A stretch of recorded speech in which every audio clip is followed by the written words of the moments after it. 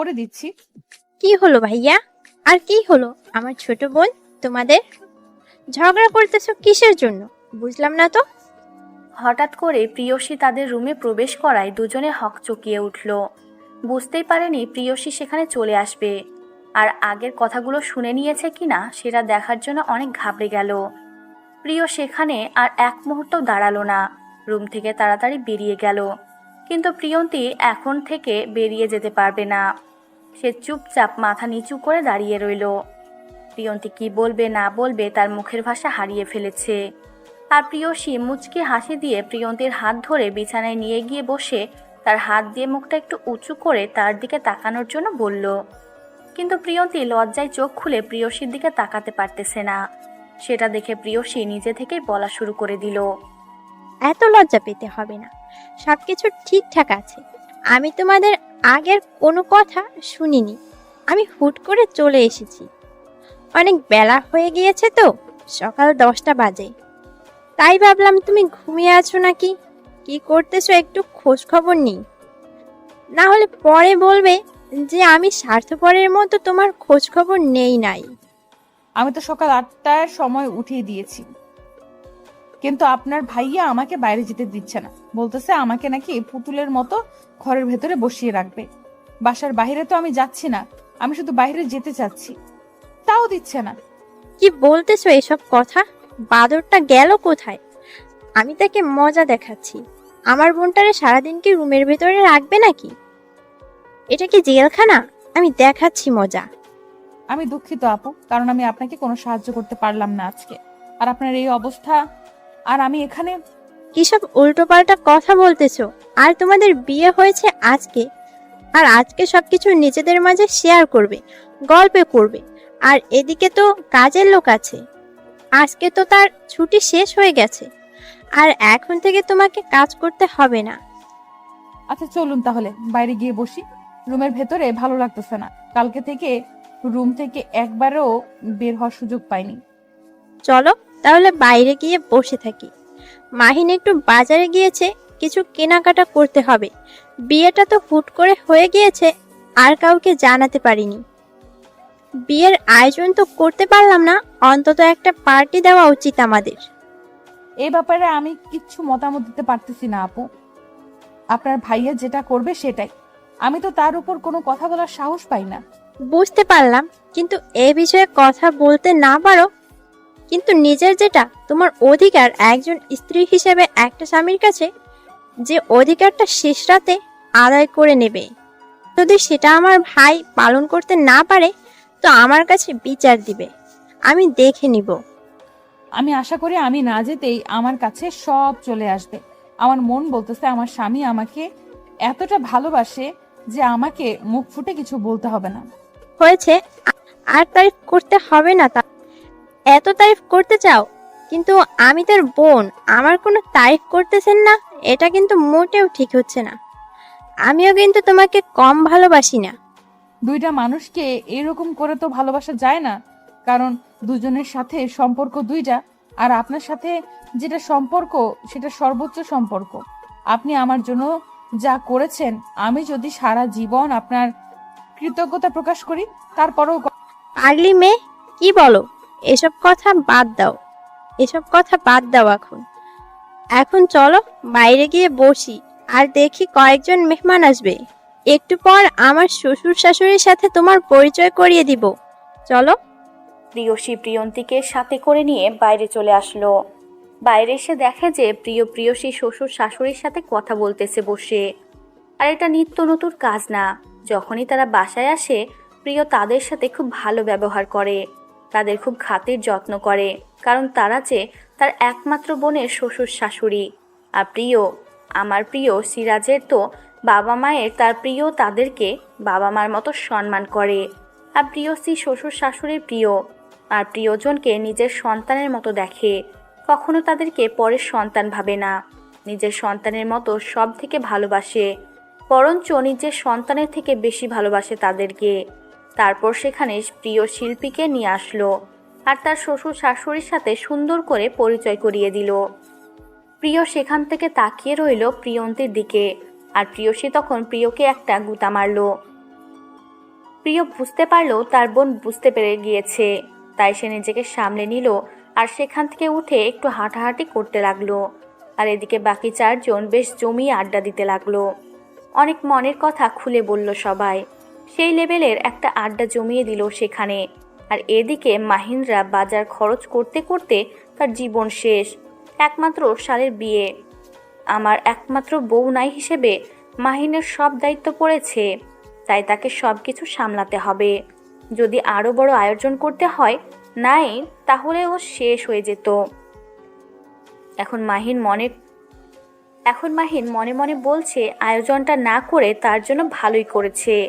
বাজার খরচ করা শেষ করে গাড়িতে করে সব কিছু নিয়ে বাড়ি চলে আসলো। আর এসে কয়েকজন কাজের লোককে বলল সব কিছু ভিতরে নিয়ে আসার জন্য। মাহিন অনেক ক্লান্ত ছিল, তাই সে ভিতরে এসে গোসল করার জন্য নিজের রুমে চলে গেল। প্রিয়াঙ্কা, একটু ভিতরে আসো তো, কথা আছে তোমার সাথে, জরুরি, তাড়াতাড়ি চলে আসো। আমি এখন তো যেতে পারবো না, কারণ কিছু কাজ আছে আমার। এখন বলো, সমস্যা নেই। এখানে বলো, সমস্যা নেই। কি এমন ইম্পর্টেন্ট কথা? এখানে তো কেউ নেই, এখানে বলতে পারো। এখন তোমাকে আমি যেটা বলতেছি সেটা হলো, এত কথা বলো কিসের জন্য? এখন আমাকে রুমের ভেতরে আসতে বলতেছি না? এখানে বসে হাসছো কিসের জন্য? একা একা রুমে আসো। তোমার মতলব কি বুঝতে পারতেছি না। এত দুষ্টু কেন তুমি? ভালো লাগতেছে না এখন আমার। বুঝতে পারো না কেন? অনেক ক্লান্ত আমি। এখন এখানে থাকতে দাও, সবার সাথে গল্প করে ভালো লাগবে। তাহলে চলো বাইরে নিয়ে গিয়ে তোমাকে ঘুরিয়ে নিয়ে আসি। রুমে আসো আর রেডি হও, তারপর আমরা বাইরে যাচ্ছি। সমস্যা নেই, তখন আরো ভালো লাগবে। তুমি কি পাগল হয়ে গিয়েছো? বুঝতে পারতেছি না। কিছুক্ষণ পর কয়েকটা মেহমান আসবে। আব্বু আমাকে এখন বললো আমাকে এখন কোথাও যাওয়া যাবে না, আমাকে এখানে থাকতে বলেছে আব্বু। আচ্ছা, তাহলে তুমি রুমে আসো, আমি তোমার সাথে গল্প করব। আসো। তুমি কেন বসে আছো কিসের জন্য? দেখো, আমি যেতে পারবো না। তুমি যদি আপুর কাছে পারমিশন নিয়ে আসতে পারো তাহলে আমি যাব, আর যদি বলে হ্যাঁ আমি রুমে আসতে পারবো তাহলে যেতে পারবো, কারণ আপু আমাকে একটা শর্ত দিয়ে গিয়েছে। এখন কিন্তু মাথা গরম হয়ে যাবে। আপুর সাথে তোমার আবার কিসের লেনদেন শুরু হলো বুঝলাম না। আপু তোমাকে যেটা করতে বলবে সেটা করবে তুমি। আমার কথার কি কোনো মূল্য নেই? আমি শুধু বলেছি আপুকে জিজ্ঞেস করে আসেন, তাহলেই তো হয়, তাই না? আর আপু তো বাবা লোকনাথ না যে তোমাকে খেয়ে ফেলবে। তুমি শুধু জিজ্ঞেস করে আসো। দূর, তোমাকে কোথাও যেতে হবে না, থাকো তো এখানে পড়ে। আমার সাথে তোমাকে আসতে হবে না, আমি গেলাম একা। তুমি আর কখনো আসবে না। তুমি তোমার আপুর সাথে গিয়ে থাকো, আমার সাথে আসতে হবে না। রাগ করতেছো কেন? বুঝতে পারতেছি না। আর তুমি এইভাবে কথা বলতেছো কেন? তোমার দিন দিন সবকিছু পরিবর্তন হয়ে যাচ্ছে। আমি আগের মতোই ঠিক আছি, কিন্তু তুমি পরিবর্তন হয়ে যাচ্ছ। তোমাকে ডাকতেছে রুমের ভেতরে, কথা আছে। তুমি এখানে বসে থাকবে। তোমার যে কি কথা আছে সেটা তো আমি ভালো করেই জানি, আমি তো বুঝতে পারতেছি, কিন্তু এখন তো আমি প্রস্তুত না। আর বাসায় মেহমান আসবে একটু পর। এখন আমাদের এই অবস্থায় এরকম কাজ করা কি ঠিক হবে? তুমি কি মনে করো? আমি বলতেছি আমার কিছু জরুরি কথা আছে যেগুলো আমি তোমার সাথে শেয়ার করতে চাই। আর তুমি সবসময় ভাবো যে আমি তোমার সাথে রোমান্স করব। আরে আমার কি আক্কেল জ্ঞান কিছু নাই?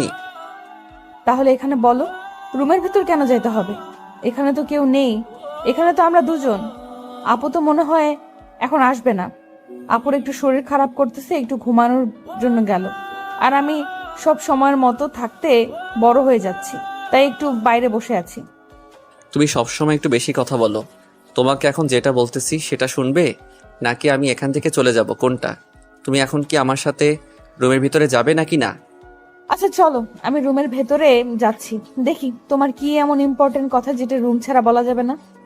আমি বুঝতেছি না, তুমি আমার সাথে তর্ক করতেছো কিছু শোনার। আমি বা তোমার সাথে এত তর্ক করতেছি, কিন্তু একটা সিম্পল কথার জন্য তুমি খেপছো কিসের জন্য? সত্যি কথা বলতে আমার মাথা ব্যথা করতেছে। কালকে রাত থেকে আজকে দুপুর পর্যন্ত রুমে ছিলাম, বাইরে একবারও বের হইনি। আমার মাথাটা কেমন জানি ঝিম ধরেছে। আর তোমার যত অত্যাচার। আমি আবার কি করলাম? আমাদের তো ভবিষ্যৎ কিছু প্রজন্ম নিয়ে আসতে হবে, তাই না? তার জন্য তো একটু রোমান্স করতেই হবে। আর তুমি যদি সেটাকে অতিরিক্ত মনে করো, সেটা হবে। তুমি ভালো করেই জানো আমরা হসপিটাল থেকে এসেছি কিছুদিন হলো, আর আমি অল টাইম হসপিটালে থাকতাম। একটা গন্ধ আমার ভেতর রয়ে গিয়েছে, কেমন জানি একটা ভেতর গন্ধ অনুভব করি আমি। এই কথা তুমি আমাকে এখন বলতেছো, আগে বলতে পারোনি? তাহলে একটা মেডিসিন নিতাম, তাহলে একটা মেডিসিন দিতাম। একবার খাইলে আর এইরকম গন্ধ ভিতরে অনুভব হতো না। আমরা তো মাঝে মধ্যে খাই, কারণ আমাদের তো সবসময় থাকতে হয়। তার জন্য আমাদের খেতে হয়। আচ্ছা চলো তাহলে ভেতরে যাই, দেখি তুমি কি এমন ইম্পর্টেন্ট কথা বলো আমাকে। কিন্তু প্লিজ এখন আমাকে অত্যাচার করিও না। রোম্যান্স করো ঠিক আছে, একটা সময় আছে, বাট এখন না, আমি তার জন্য প্রস্তুত না। তুমি কি পাগল হয়েছো নাকি? আমারও তো একটা মন মানসিকতা আছে, তাই না? আর আমারও তো একটা এনার্জির ব্যাপার আছে। সব সময় কি রোজ করা যায় নাকি? আর আমি তোমাকে সারপ্রাইজ দেওয়ার জন্য রুমের ভেতরে ডাকতেছি, আর তুমি যেভাবে রিয়াক্ট করতেছো। প্রিয়ন্তী প্রিয়ের সাথে আর একটা কথা বলল না, কারণ সে জানে ভুলটা প্রিয়ন্তী নিজেই করেছে। তাই প্রিয়ের সাথে তর্ক করা বোকামি ছাড়া আর অন্য কিছু না। প্রিয়ন্তীর খারাপ লাগতেছে, কেন সে নিজেই বুঝতে পারতেছে না। তার মাথাটা কেমন জানি ঝিম ধরেছে, সে চাইলেও ফ্রেশ হতে পারছে না।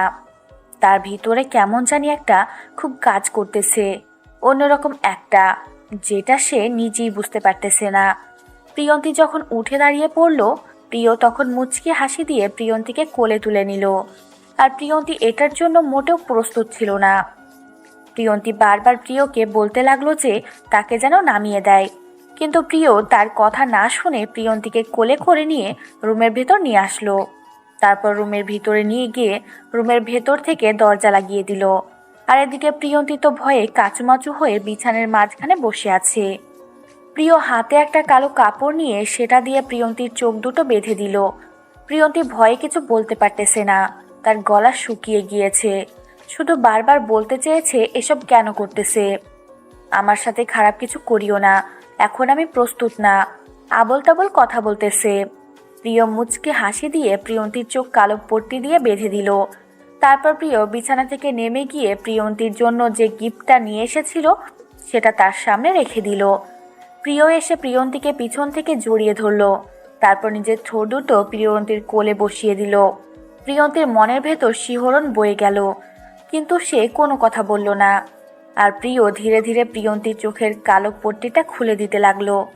কিছুক্ষণ পর প্রিয় যখন কালো পট্টিটা খুলে দিল, প্রিয়ন্তী তখন চোখ খুলে সামনে একটা বক্স দেখতে পেল। এটা কি ব্যাপার? এটা কি ব্যাপার? এটা এখানে এনে রেখেছো কিসের জন্য? এর ভেতরে কি আছে? সেটা আমি কিভাবে বলবো? নিজেই খুলে দেখো, এটা তোমার জন্য সারপ্রাইজ। তোমার জিনিস, তুমি নিজে খুলে দেখবে। দেখো কি। দেখো, আমার সাথে মজা করবা না। আর কি উল্টাপাল্টা জিনিস রয়েছে আমার জন্য আমি ভালো করেই জানি। দুষ্টুমি করার জন্য নিশ্চয়ই কোনো উল্টাপাল্টা জিনিস তুমি আমার জন্য এনেছো। আর টাকা নষ্ট করার কি আছে? সবকিছু আছে আমার, তাই না? তুমি একদম আনরোমান্টিক একটা মেয়ে, বুঝতে পারছো? তোমার জন্য আমি এত কষ্ট করে জিনিসটা নিয়ে আসলাম, তুমি খুলে দেখে অবাক হয়ে কোথায় জড়িয়ে ধরে আমাকে একটু আদর করে দেবে সেটা না করে তুমি এখনই সংসার নিয়ে চিন্তা ভাবনা করতেছো, এটাই ঠিক? আচ্ছা, আমি খুলে দেখতে চাই। এইভাবে রাগ দেখাও কেন সব সময়? তোমার রাগ দেখলে সত্যি বলতে আমার কান্না আসে। আমি কন্ট্রোল করতে পারি না নিজেকে। তোমাকে আমার এতটা ভয় লাগে। প্লিজ আমাকে রাগ দেখাবে না তুমি। আমিও চাই না আমার প্রিয় মানুষটাকে রাগ দেখাতে, যেহেতু আমার বাবা মা কেউ নেই। আমার শুধু একটা বোন আছে, আর আমার দুলাভাইটাও অনেক ভালো মনের মানুষ। তুমি আমার একমাত্র আপন মানুষ, যাকে আমি বিশ্বাস করে আমার মনের ভিতরে যত লুকানো কথা আছে সব কিছুই বলতে পারবো। এখন তুমি সেই বিশ্বাসটা রাখবে আমার। দেখো, একটা কথা বলি তোমাকে, সেটা হচ্ছে যে আমি প্রথম থেকে তোমাকে পছন্দ করতাম না, কিন্তু একবার যেহেতু বিয়ে হয়ে গিয়েছে, আমি যেহেতু বাঙালি মেয়ে, সারা জীবন তোমার সাথে আমাকে থাকতেই হবে। আর আমি গরিব ঘরের একটা মেয়ে, তোমার মায়ায় শক্ত হয়ে গিয়েছি। আমি চাইলেও আর ফিরে যেতে পারবো না। আর একটা বিশ্বাস করতে পারো, আমার জীবন গেলেও আমি তোমার হাত ছেড়ে দেব না। তোমাকে কখনো ঠকাবো না, তোমার বিশ্বাসের মর্যাদা কখনো নষ্ট করব না। আমি আমার সবটুকু দিয়ে তোমাকে আগলে রাখবো, যতদিন এ দেহে প্রাণ আছে, যতদিন আমি নিঃশ্বাস নিতে পারবো। আমি শুধু তোমাকে ভালোবাসবো। এতদিন যেটা করেছি, অন্যায় করেছি, ভুল করেছি, আমি সে ভুলের পাপের প্রায়শ্চিত্ত করতে চাই। আমাকে অবিশ্বাস করতে হবে, তাহলেই না আমি আপনার বিশ্বাসের মর্যাদা রাখতে পারবো। যদি আপনি আমাকে বিশ্বাস না করেন, তাহলে আমি আপনার বিশ্বাসের মর্যাদা কেমনে রাখবো? আমি তোমাকে কথা দিচ্ছি, আমি তোমাকে কখনো অবিশ্বাস করব না, সবসময় বিশ্বাস করে যাব। কিন্তু তুমি সেই বিশ্বাসটা নিয়ে কখনো খেলা করবে না, কারণ আমি অনেক খারাপ ছিলাম। আমাকে ভালো হতে সাহায্য করো, তুমি আমার জীবন সঙ্গী হিসেবে। আমি আপনাকে কথা দিচ্ছি, আমি আপনাকে কখনো ছেড়ে যাব না, কখনো একা করে রেখে চলে যাব না। আমি আপনাতে আসক্ত হয়ে গিয়েছি। আপনার কাছেই আমি সারা জীবন থাকতে চাই। আপনার জন্য দরকার হলে আমি নিজের জীবনটাও দিতে প্রস্তুত। প্রিয় আর কোনো কথা না বলে প্রিয়ন্তীকে শক্ত করে জড়িয়ে ধরলো। তারপর দুজনেই একটুও নিজেদের ভালোবাসা বহিঃপ্রকাশ করলো। একজন অন্যজনকে সুন্দর সুপ্ত আদর করে দিল। তারপর প্রিয় প্রিয়ন্তীকে ছেড়ে দিয়ে একটু সরে বসলো আর প্রিয়ন্তীকে ইশারা করে বলল বক্সটা যেন খুলে দেখে। তারপর প্রিয়ন্তী বক্স খুলে দেখে বক্সের ভিতর একটা ডায়মন্ডের নেকলেস। প্রিয়ন্তীর কাছে এটা একটা স্বপ্নের মতো মনে হচ্ছে, কারণ তার মতো একটা গরিব ঘরের মেয়েকে ডায়মন্ডের নেকলেস গিফট করছে। তার স্বামীর কাছ থেকে সেটা কখনোই কল্পনা করেনি সে। শুধু সবসময় কল্পনা করেছে যে কিভাবে পড়াশোনা করে ভালো রেজাল্ট করবে, তার নিজের ভিত্তি তৈরি করবে। কিন্তু যখন তার বাবা অসুস্থ হয় তখন তার সব স্বপ্ন ধূলিসাৎ হয়ে যায়। তারপর তার জীবনটা একদম গ্রামের কালচার মতো করে সাজিয়ে নেয়। প্রিয়ন্তী অবাক হয়ে ডায়মন্ডের নেকলেসের দিকে তাকিয়ে রইল। আর প্রিয় সেটা বুঝতে পারলো যে এটার জন্য মোটেও প্রস্তুত ছিল না প্রিয়ন্তী। তারপর ডায়মন্ড নেকলেসটা প্রিয় হাতে তুলে নিল। তারপর নিয়ে আর সে তার ভালোবাসার মানুষটিকে পরিয়ে দিল।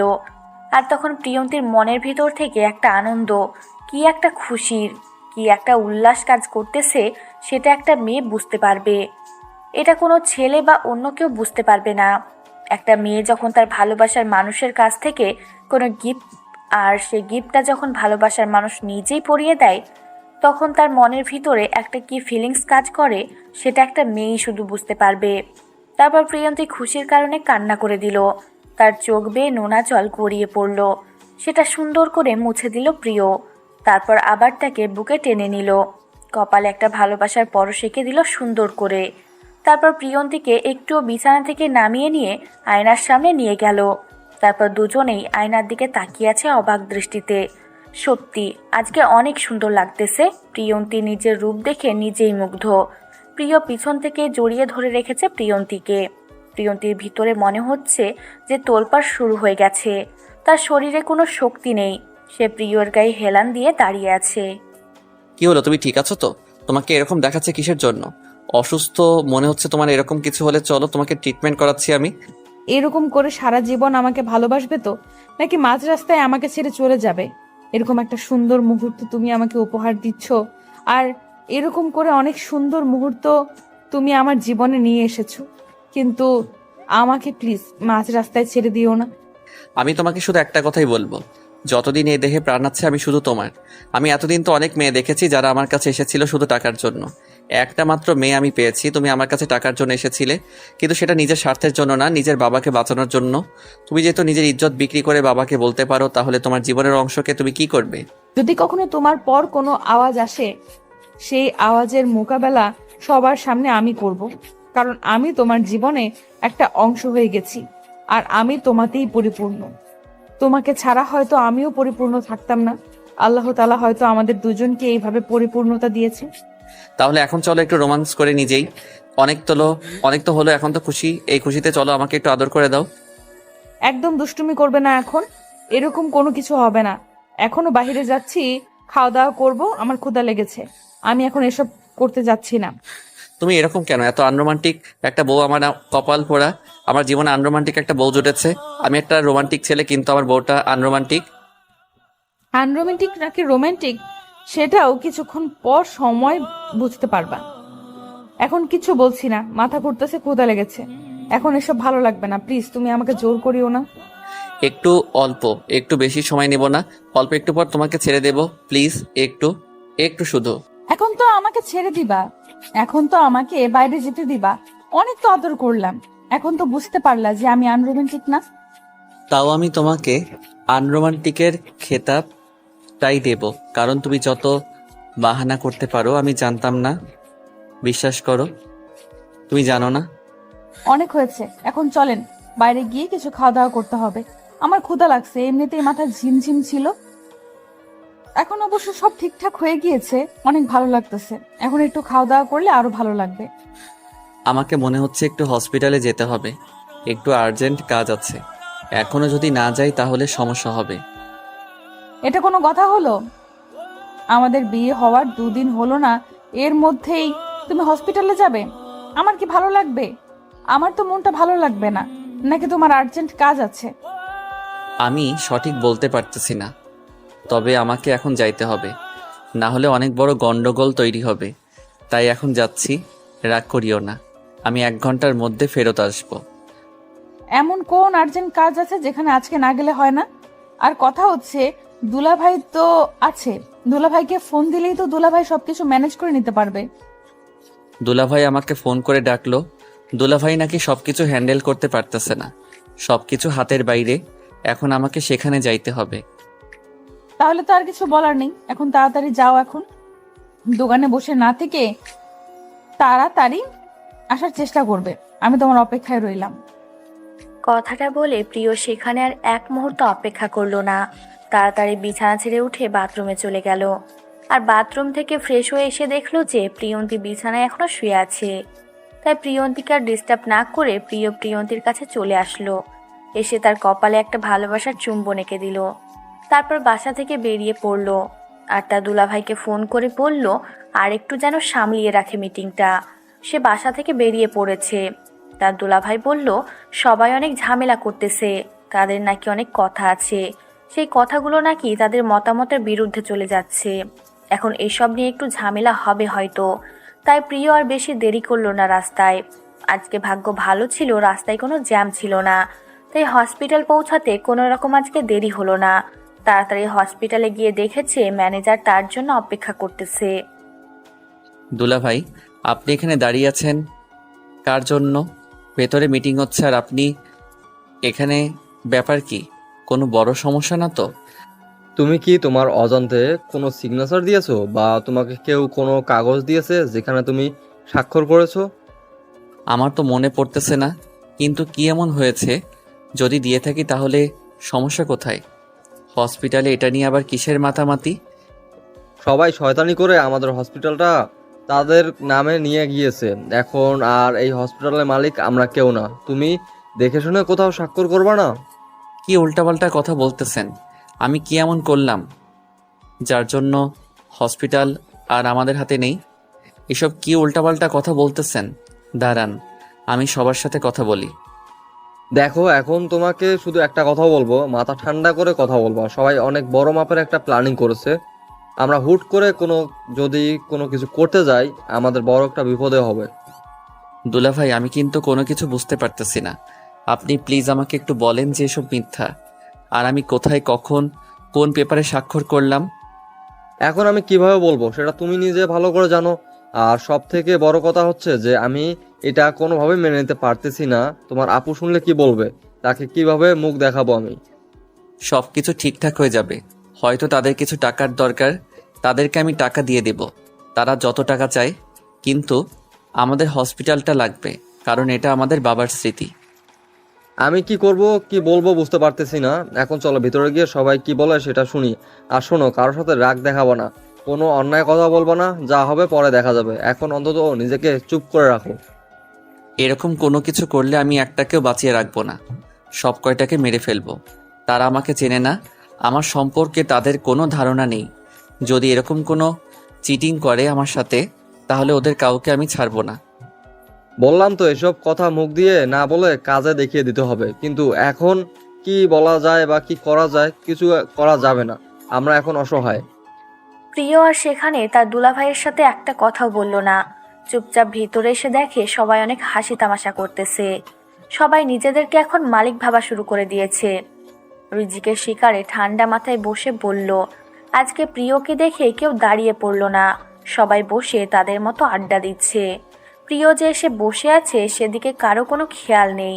প্রিয় অনেকক্ষণ ধরে বসেছিল, কিন্তু তাও যখন তাদের মন আকর্ষণ করতে পারতেছিল না, তখন প্রিয় ইচ্ছে করে টেবিলের উপর কয়েকটা বাড়ি মারে, যার কারণে অনেক জোরে শব্দ হলো। সবাই হকচকিয়ে প্রিয়ের দিকে তাকিয়ে রইল। প্রিয় সকলকে বলল যে প্রিয় যেটা শুনেছে সেটা সত্যি নাকি মিথ্যা। সবাই এক বাক্যে বলে উঠল যে সেটা সত্যি। প্রিয় কোনো কথা না বলে সেই পেপারের একটা কপি সেই চাইল। তার একটা কপি প্রিয়ের হাতে ধরিয়ে দিল। প্রিয় কোনো কথা না বলে চুপচাপ সেখান থেকে সেই কপিটা হাতে করে নিয়ে বেরিয়ে আসলো। সবাই প্রিয়ের এরকম কাণ্ড দেখে অবাক হয়ে গেল। কারণ প্রিয় যেমন, আগেই তারা ভেবেছিল তাদের হয়তো একজনকে জীবন দিতে হবে, কিন্তু প্রিয় তো কাউকে কোনো কিছু না বলে শুধু কপিটা হাতে করে নিয়ে বেরিয়ে চলে গেল। আর সে চলে যাওয়া দেখে এক একজন এক এক রকম মন্তব্য করতে লাগলো। কেউ বলতেছে ভয় পাচ্ছে, কেউ বলতেছে তার কিছুই নেই, কোনো শক্তিই নাই, হুদাই তাকে এতদিন ভয় করেছে। কিন্তু কেউ কেউ মনে মনে ভাবতেছে এভাবে চলে যাওয়ার মানে অনেক কিছুই হতে পারে। কেউ কেউ অনেক মজা মাস্তি করতেছে। আর দুই একজন যারা প্রিয়ের সম্পর্কে অল্প কিছু জানেন, যে প্রিয় ছেলেটা কেমন, তার তিলা কেমন ছিল, তাদের বস তাদেরকে বলে গিয়েছিল। তারা একটু ভয়ে কাঁপাকাঁপি করতেছে। আর বাকিরা তো কিছুই জানে না। তারা হসপিটালের মালিক হতে পেরে অনেক খুশি। তারা এটা জানে না তারা নিজের অজান্তে কত বড় বিপদ ডেকে নিয়েছে। প্রিয় তার দুলাভাইকে সঙ্গে করে নিয়ে বাসায় চলে আসলো। হসপিটালের দিকে কিছুক্ষণ তাকিয়েছিল, তারপর দুজনেই বাসায় চলে আসলো। তাদেরকে এরকমভাবে একসাথে বাসায় আসতে দেখে প্রিয়সী চুপ থাকতে পারল না। কি হলো তোমরা দুজনে একসাথে আর এই সময় বাসায় যে? আজকে কি কোনো পেশেন্ট বা কোনো কাজ নেই হসপিটালে? প্রতিদিন তো অনেক কাজ করি হসপিটালে, ভাবলাম যে আজকে বাসার সবাইকে নিয়ে একটু ঘুরে আড্ডা দেবো, আর তার জন্যই তাড়াতাড়ি চলে আসলাম। নাকি সেটা সহ্য হয় না তোমার? তুমি এই কথা বলতেছো, সেটা আমাকে বিশ্বাস করতে হবে? তুমি তো একটু বলবা যে আমাকে হসপিটালে যেতে হবে, আর তুমি এখন এসেছো আমাকে উল্টোপাল্টা বোঝাইতে, তাই না? আরে এমন ভাবে বলতেছো কিসের জন্য? বিশ্বাস করো আমি কোথাও যাচ্ছি না। আজকে আমরা সবাই একসাথে আড্ডা দেবো, আর তুমি চুপচাপ গিয়ে এখন বসে পড়ো, আর এক কাপ কফি বানিয়ে দিতে পারলে খুব ভালো হয়। প্রিয় কোথায়? তাকে তো দেখতেছি না। এসে দাঁড়ালো, তারপর হঠাৎ করে কোথায় চলে গেল? এখন কি হয়েছে? তার মুখের দিকে তাকালাম, কেমন জানি মলিন লাগতেছে। তেমন কিছু না, একটু শরীর অসুস্থ করেছে তাই রুমের ভেতর চলে গিয়েছে। আমাকে বলেছে এখন যেন তাকে আমাদের কেউ ডিস্টার্ব না করি, সেটাও বলে দিয়েছে। এখন চলো রুমে যাচ্ছি, আর তোমাকে এই অবস্থায় সবসময় বাইরে থাকা যাবে না। আচ্ছা চলো তাহলে, এখানে আর ভালো লাগছে না।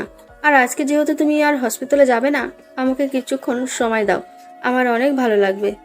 তারপর প্রিয়সী এবং মাহিন দুজনেই তাদের রুমের ভেতর চলে গেল। আর এদিকে প্রিয় যখন রুমের ভেতর প্রবেশ করলো, প্রিয়ন্তী রুমে বসেছিল, রুমের টুকটাক কাজ করতেছিল। হঠাৎ করে প্রিয় রুমে প্রবেশ করবে সে কল্পনাও করতে পারেনি। এত তাড়াতাড়ি চলে আসবে প্রিয়ন্তী কোনো কথা না বলে প্রিয়ের সামনে দাঁড়িয়ে দাঁড়িয়ে পড়ল এবং প্রিয়ের হাত দুটো নিজের হাতে মুষ্টিবদ্ধ করে নিল। তারপর প্রিয়ন্তী তার মাথাটা প্রিয়ের বুকে রাখলো। আর তখন প্রিয়ন্তীর কেমন যেন নিস্তেজ হয়ে যাচ্ছিল, তাই এসে নিজেকে ধরে রাখতে না পেরে প্রিয়ের শরীরে নিজের শরীরটা এলিয়ে দিল। আর হঠাৎ করে প্রিয়ন্তীর এরকম কাজ দেখে প্রিয় অনেকটাই ভয় পেয়ে গেছে। কি থেকে কি হয়ে গেল এটা? উল্টাপাল্টা চিন্তা মাথায় চলে আসলো। প্রিয় অনেক টেনশন করতেছে। তারপর যখন প্রিয় প্রিয়ন্তীকে কোলে তুলে নিল, তখন প্রিয়ন্তী তার 32টা দাঁত বের করে হাসি দিল। প্রিয় তখনও বুঝতে পারতেছে না যে প্রিয়ন্তী তার সাথে মজা করতেছিল। তখন প্রিয় কলিজায় দম ফিরে আসলো। পাগল নাকি তুমি এরকম করলে? জানো আমি কতটা ভয় পেয়ে গিয়েছি, আর এখন তুমি হাসতেছো? আমি ভালো করে জানি আমাকে ছাড়া তুমি হসপিটালে গিয়ে এক মুহূর্তও থাকতে পারবে না। তাই অযথা বাহানা দেখিয়ে গেলে বা কিসের জন্য এত তাড়াতাড়ি চলে আসলে, কিসের জন্য? তুমি তো সবকিছু জানো, তোমাকে ছাড়া ভালো লাগে না। তাই ভাবলাম সে যখন হসপিটালে তোমার একটা আলাদা কেবিন তৈরি করে নিতে পারবে আমার কেবিনের পাশে, যখন তখন আমি তোমাকে ডিস্টার্ব করতে পারবো। তখন থেকে হসপিটালে নিয়মিত যাব, তার আগে না। এসব কি আজে বাজে কথা বলছো? এইভাবে যদি চলতে থাকে তাহলে সংসার চলবে কিভাবে? এখন তো শুধু আমরা দুজন, কিছুদিন পর তো আমরা 3 জন 4 জন এরকম হয়ে যাব। ভাইয়া আমাদের জন্য কত করবে শুনি? কাউকে আমাদের জন্য করতে হবে না, এখন সবাই মিলেমিশে থাকতে চাই, এটা হলো বড় কথা। আর হসপিটালে একটু সমস্যা হয়েছে, এখন আমি কয়েকদিন ভালো মতো কোথাও যাচ্ছি না, প্লিজ আমাকে ডিস্টার্ব করিও না। কি উল্টাপাল্টা কথা বলতেছো? আমি কি তোমাকে ডিস্টার্ব করি? আর আমি তোমার সব সময় পাশে থাকতে চাই, সেটা যে কোনো পরিস্থিতিতেই হোক না কেন। আমার মাথাটা কেমন জানি ব্যথা করতেছে, একটু মাথায় হাত বুলিয়ে দাও তো, যেন ভালো লাগা কাজ করে। আমাকে নামিয়ে দাও, তুমি শুয়ে পড়ো। আমি তোমার সেবা যত্ন করতে চাই শতবার। তুমি আমার স্বামী। আমাকে কি স্বামী হিসেবে গ্রহণ করতে কোনো সমস্যা আছে নাকি? যেভাবে কথা বলতেছো, সমস্যা থাকলে বলতে পারো। কি উল্টাপাল্টা কথা বলছো? আমার মাথায় কিছুই ঢুকতেছে না। আমার প্রচুর ঘুম পাচ্ছে, আমি এখন ঘুমাবো। তোমার নাকি মাথা ব্যথা করতেছে? চলো একসাথে ঘুমাই। তাহলে দেখবে যে তোমার মাথা ব্যথা থাকবে না। এটা কিন্তু আমার প্রশ্নের উত্তর হয়নি। আমি যেটা প্রশ্ন করেছি তার উত্তর দিবা কিনা সেটা বলতেছো না কিসের জন্য? আমার ভালো লাগতেছে না এখন। আর যদি তোমাকে আমি স্বামী হিসেবে গ্রহণ না করতাম, তাহলে এতদিন হয়তো আমি আত্মহত্যা করতে পারতাম, তাই না? ভালোবাসাটা হলো মন থেকে আসে। আর যদিও আমি তোমাকে জোর জবরদস্তিতে বিয়ে করেছি, বিশ্বাস করো আমি তোমাকে সত্যিই ভালোবাসি। তাহলে কি তুমি এখন থেকে আমাকে সন্দেহ করা শুরু করে দিয়েছো? মানে আমার কথা তোমার বিশ্বাস হচ্ছে না? সবকিছু বিশ্বাস হয়।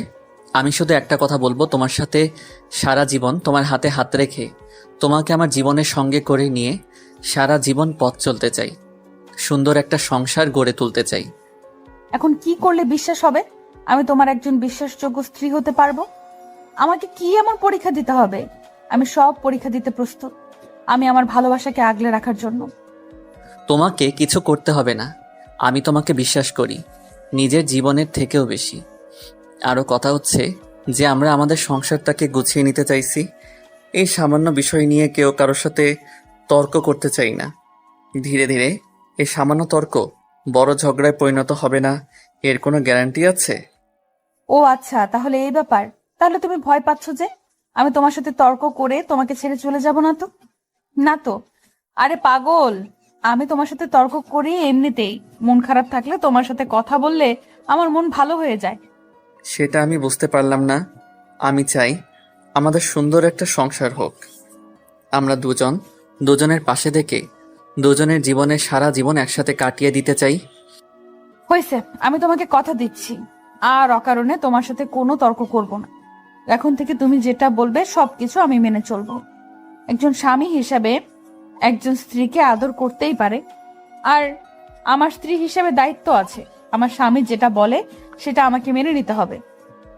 আমি জানি তোমাকে জোর করে বিয়ে করেছি, তোমার বাবাকে মানুষের কাছে জিম্মি করেছিলাম। তোমার কি এটা নিয়ে মনে কিছু আছে? থাকলে বলো। প্রথমে তোমাকে অনেক খারাপ ভেবেছিলাম, প্রথমে তোমাকে অনেক জঘন্য একটা মানুষ ভেবেছিলাম, কিন্তু পরে যখন ধীরে ধীরে তোমার সম্পর্কে জানতে পারলাম তখন ভালো লেগেছিল। তার জন্য তোমাকে বিয়ে করে এখনো তোমাকে ভালোবেসে এখানে আছি, না হলে কবেই মরে যেতাম। যেটাই বলো না কেন সব সহ্য হয়, এই মরে যাওয়ার কথা প্লিজ কখনো বলবে না। এই কথাটা আমার সহ্য হয় না। আর আমি অনেক মেয়ে দেখেছি, তোমার মতো মেয়ে আমি কখনো দেখিনি, যারা আমার কাছে এসেছিল শুধু টাকার জন্য এসেছিল। একমাত্র তুমি একজন ব্যক্তি নিঃস্বার্থভাবে ভালোবেসে আমার সাথে আছো তুমি। হয়েছে, আমাকে নিয়ে টেনশন করতে হবে না। আর সব থেকে বড় কথা হচ্ছে আমি গ্রামের মেয়ে। গ্রামের আলো বাতাস, গ্রামের রূপ সৌন্দর্য আমি মুগ্ধ হয়ে বড় হয়েছি। এই চার দেয়ালের ভিতর আমি বন্দি থাকতে পারি না, তাই আমার মাথা ব্যথা করে। আসলে তোমাকে কিছু সত্যি কথা বলার ছিল, যার জন্য তোমাকে আমি রুমের ভেতর নিয়ে আসলাম। কথা হচ্ছে যে আমাদের হসপিটাল আমাদের নেই, কিছু মানুষরূপী অমানুষ আমাদের কাছ থেকে সবকিছু কেড়ে নিয়েছে। কি বলতেছো সব আবোল তাবোল কথা? আর এটা কি সত্যি? তোমাকে দেখে তখন থেকে আমার কেমন জানি লাগতেছে। হ্যাঁ, এটাই সত্যি দুলাভাই। আর আমি সেজন্য একসাথে বাসায় ফিরে আসলাম। আর এই অবস্থায় আপুকে খবরটা দিতে পারতেছি না, ভেবে পাচ্ছি না আপু শুনলে কি অবস্থা হবে। এখন উপায় কি? আপুকে তো এই সিচুয়েশনে বলা যাবে না। আর হসপিটালে ফেরত নেওয়ার কোনো উপায় আছে কি, নাকি সব উপায় শেষ? আমার মাথায় কোনো কিছু ঢুকতেছে না, আমি কি করব না করব ভেবে পাচ্ছি না। আমি কি একটা ভুল করেছি? একটা ভুলের কারণে আজকে আমরা ধ্বংসের মুখে। দেখো, একদম টেনশন করবে না, সবকিছু ঠিকঠাক হয়ে যাবে। আজ যত টেনশন করবা তত বার জিনিসগুলো এলোমেলো হয়ে যাবে। মাথা ঠান্ডা করে কাজ করো, দেখবে যে খুব তাড়াতাড়ি সবকিছু সমাধান হয়ে যাবে। আমি অন্য কিছু ভাবতে পারতেছি না, আমার যে কি হবে আমি বুঝতে পারতেছি না, আমার ভিতরটা ফেটে যাচ্ছে। তুমি আমার কোলে মাথা রেখে শুয়ে পড়ো, আমি তোমার মাথায় হাত বুলিয়ে দিচ্ছি। দেখবে যে টেনশন কমে যাবে। আর চোখ দুটো বন্ধ করে শুধু আমাদের ভালোবাসাটাকে কল্পনা করো আর অনুভব করো। আমি পারতেছি না প্রিয়ন্তী, আমি কোনো কিছু ভাবতে পারতেছি না। টেনশনটা আমাকে কুড়ে কুড়ে খাচ্ছে আর ভিতরটা আমার ফেটে যাচ্ছে। সবকিছু ঠিকঠাক হয়ে যাবে, সবাই পরামর্শ করো। আর তোমার বড় ভাইকে ফোন দিয়ে জানাও, তিনি যদি কিছু করতে পারে। আর তুমি এখন আমার কোলে মাথা রাখো, আমি তোমার মাথায় হাত বুলিয়ে দিচ্ছি। ঠিক হয়ে যাবে সবকিছু, টেনশন নিও না। আমি ভাবতে পারিনি যে তারা আমাদের এত কাছের মানুষ হয়ে এতটা পর হয়ে যাবে। তোমাদের শহরের মানুষগুলো ভালো না, সবাই নিজেদের স্বার্থ রক্ষার্থে একটা মানুষকে মেরে ফেলতে পর্যন্ত পারে। এখানে আমার দোষ কোথায়? মানুষ যদি লোভী হয়ে পড়ে দিনের পর দিন, আর মানুষ যদি অমানুষের মতো কাজ করে, আমি কি করব? আমি তো একটা মানুষ। টেনশন নিও না, সবকিছু ঠিকঠাক হয়ে যাবে, সমস্যা নাই। তুমি চাইলে আমাদের গ্রামে যেতে পারো, দেখবো তোমার মন মানসিকতা পরিবর্তন হয়ে যাবে। আমি হসপিটাল নিয়ে টেনশন করতেছি না। হসপিটাল আজকে না হোক 1 মাস পরে হলো আমাদের আবার হয়ে যাবে। কিন্তু আপু যদি এই খবর শুনে কোনো উপায়, তাহলে তো আপু অনেক ভেঙে পড়বে আর তার সন্তানের অনেক বড় ক্ষতি হবে। তার জন্য বললাম, যতদিন না আমাদের হসপিটালটা আমরা ফেরত পাচ্ছি ততদিন আমরা গ্রামেই থাকি। আর তুমি চাইলে আমাদের বাসায় গিয়ে থাকতে পারো, যদি আমার বাসা পছন্দ না হয় তাহলে ফেরত আসবে। আপু কি যেতে রাজি হবে নাকি না বুঝতে পারতেছি না। তুমি আপুকে গিয়ে বলো, প্রস্তাবটা দাও, কি বলে তারপর না হয় আমি গিয়ে কথা বলবো। আমি যদি আগে বলি তাহলে কেমন দেখায় বিষয়টা। আচ্ছা, এটা এখন আপাতত স্থগিত থাকুক, আমি রাত্রে খাবার টেবিলে সবাইকে বলে দেখব, তখন সবাই কিছু বলতে পারবে না। এখন তুমি আমার কোলে মাথা রেখে শুয়ে পড়ো। তারপর প্রিয় প্রিয়ন্তীর কোলে মাথা রেখে শুয়ে পড়ল।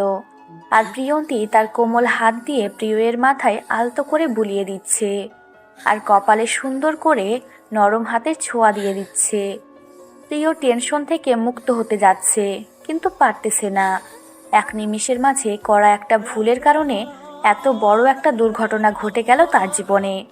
প্রিয়ন্তী চুপচাপ প্রিয়ের সুন্দর সেবা যত্ন করতে লাগলো। একসময় প্রিয়ের ঘুম চলে আসলো কখন যে সে ঘুমিয়ে পড়েছে নিজেও জানে না। এদিকে প্রিয়ন্তী সুন্দরভাবে তার স্বামীর সেবা যত্ন করতেছে। প্রিয়ন্তী একটু পর বুঝতে পারল যে প্রিয় এখন ঘুমিয়ে গিয়েছে, কিন্তু প্রিয়ন্তী সেখান থেকে আর উঠে যেতে পারল না। একটা দায়িত্ববোধ আছে, আর এখন যদি একটু নড়চড় করে তাহলে প্রিয় একরকম ভেঙে যাবে, আবার টেনশন করবে। তাই প্রিয়ন্তী সেখানেই বসে রইল। হঠাৎ করে দরজা খোলার শব্দে দরজার দিকে তাকিয়ে দেখে প্রিয়সী তাদের রুমে প্রবেশ করতেছে। তারপর প্রিয়সী এসে প্রিয়ন্তীর পাশে বসে পড়ল, আর প্রিয়ের দিকে কিছুক্ষণ তাকিয়ে রইল। তার ভাইয়ের কি অবস্থা হয়েছে, দিন দিন অনেক টেনশন বেড়ে যাচ্ছে, বুঝতে পারতেছে না তার স্বামী মাহিন এবং তার ভাই নিয়মের কি হাল হয়ে গেছে। দুদিন হসপিটালে কি এমন চাপ পড়ে গিয়েছে তাদের দুজনের দিকে তাকানো যাচ্ছে না। প্রিয়সীও একটু টেনশন করতেছে, হসপিটালে কোনো অঘটন ঘটে গেল না তো। আবার বেশি ভাবতে গেল না সে, যদি কোনো কিছু হয়ে যেত তাহলে তার স্বামী মাহিন সঙ্গে সঙ্গে প্রিয়সীকে জানিয়ে দিত। প্রিয়সী প্রিয়ের কাছে এসেছে একটু গল্প করতে। কতদিন ধরে তার ভাইয়ের সাথে মনের কথাগুলো খুলে বলে না। আগে প্রায় প্রতি সপ্তাহ তারা দুই ভাই বোনে একসাথে বসে আড্ডা দিত, কিন্তু এখন 1 মাস যাবৎ একটু আড্ডা দেওয়ার সময় হয় না ব্যস্ততার কারণে। কিন্তু প্রিয় শেষে দেখছে যে প্রিয় ঘুমিয়ে আছে, তাই তার ঘুমের ডিস্টার্ব না করে বাইরে যেতে চাইলে প্রিয়ন্তী ডাক দিয়ে বসিয়ে দিল। আপু, আপনার সাথে আমার কিছু ইম্পর্টেন্ট কথা আছে। যদি আমাকে ছোট বোনের মতো দেখেন তাহলে প্লিজ আমার কথাগুলোতে রাগ করবেন না। তুমি এটা কোনো কথা বললে? তোমাকে বলছি না, তোমার মনে যত কথা আছে আমার মনে, তোমার মনে যত পরিমাণ বেদনা আছে আমার সাথে শেয়ার করবে, তোমার যত আবদার আছে আমার সাথে শেয়ার করবে। আমার ভাই না পারলে আমি তোমার আবদার পূরণ করব। আমি চাচ্ছি আপনাদের সবাইকে নিয়ে আমাদের গ্রামটাতে একবার ঘুরে আসতে। দীর্ঘ 5 থেকে 6 মাস হলো কোথাও যাচ্ছি না, আর আমার বাবা তো সবসময় গ্রামেই থাকতো, হারানো গ্রামে থাকতাম, তাই আবহাওয়াটাকে অনেক মিস করতেছি। যদি আপনারা আমাদের সাথে যেতেন। আমি কোনো কিছু বলতে পারবো না, যদি প্রিয় এবং মাহিনী রাজি হয় তাহলে আমার কোনো কিছু বলার নেই। আর বিশেষ করে যদি তুমি প্রিয়কে ম্যানেজ করতে পারো তাহলে মনে করো সবাই রাজি হয়ে যাবে। প্রিয়কে রাজি করার দায়িত্ব আমার। আপনারা শুধু একটু প্রিয়কে বলবেন যে আপনারা যেতে চান, আপনাদের যেতে কোনো সমস্যা নেই। প্লিজ, আমার শুধু একটাই অনুরোধ, অনেকদিন ধরে কোথাও যাচ্ছি না, আর আমি কথা দিচ্ছি আমার গ্রাম দেখে আপনাদের মন অনেক ভালো হয়ে যাবে। আচ্ছা, তাহলে তুমি প্রিয়র সাথে কথা বলে দেখো ও কি বলে। আমি না হয় বলবো যে আমার যেতে কোনো সমস্যা নেই, আর আমি মাহিনকে না হয় ম্যানেজ করে নিতে পারবো, আর মাহিনকে আমি একটা কথা বলে সে না করতে পারবে না। আমি সেই আশাটা করি মাহিনের কাছ থেকে।